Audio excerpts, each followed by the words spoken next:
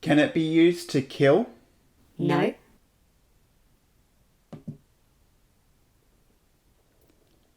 Can it be used to move?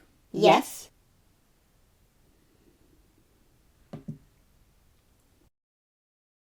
Does it have a relationship with astronomy? Yes.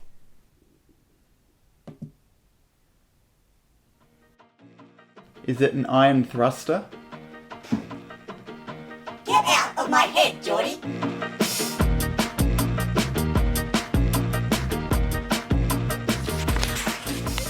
Just a heads up for anyone squeamish, this one gets a little graphic, guys.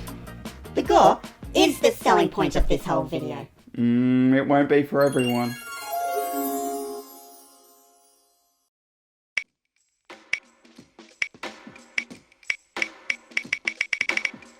It's 2005. Your boy is getting used to his first year of high school, and funnily enough, this would also be the year that he messes around with a little program called Flash for the very first time. What's Flash? It's nothing. Don't worry about it. Like many kids of my age, I was paving out some kind of identity for myself, and for a brief stint, I tried my hand at being a skater. There's no way you were that good. Yeah, you're right. I couldn't even ollie. The best I could do was clear the triple stairs at my local skate park. After school, I'd visit a nearby skate bowl with a mate of mine, and while he had his lessons, I practiced dropping into the small practice bowl beside the main one. This was easy enough to do, but I was skeptical that I could do the same in the real thing. Yet, my mate reassured me it was easy and that I should try it next time. So I did, and he couldn't have been more wrong. Having your deck suddenly pick up that much speed is really quite frightening. Out of fear, I returned to the practice bowl, but after a while, I started to feel a little intimidated by the fact I hadn't tried again.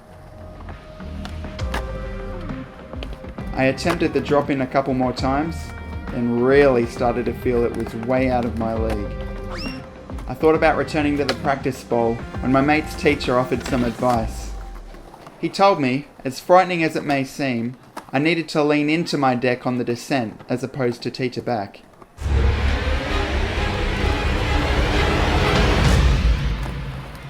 It made sense, so I gave it a shot. And still, I had trouble. But I knew I was making progress, so I kept at it. And eventually...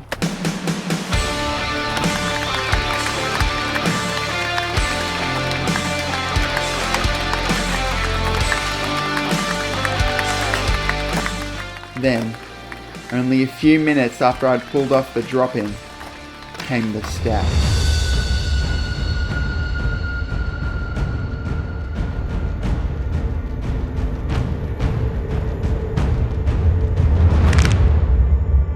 I was dazed for a few seconds, and as I regained consciousness, there came an excruciating pain in my left arm.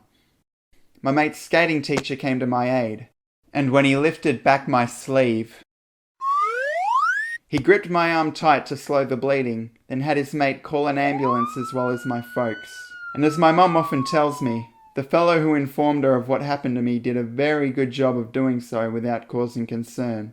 Which leads me to believe... He's probably had to do this a few times before. Quite possibly. I'm covered in blood and beginning to feel a little lightheaded when the ambulance arrives. The teacher removes his hand, and thankfully, the bleeding stopped. We would learn later that I'd punctured an artery on a stray skateboard pin, which had caused blood to expel from my arm like it had. I'm sent off in the ambulance and arrive at the hospital where my folks are waiting, and by now I've attracted an army of flies. Before we proceed any further, it's important to note that I have nothing but the utmost respect for all nursing and medical staff, including the woman who examined me at the time. But with that being said, here's what transpired. I'm taken into a room and propped up on a table. The nurse takes my arm, and as gently as she can, starts twisting it all around to inspect the damage. Get some! Then, when she twists my arm in a certain direction, it suddenly becomes apparent that my arm is well and truly broken.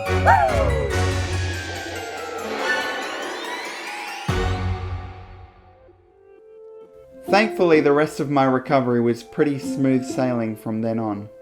I had the cast for 6 weeks and was back to skating soon after that.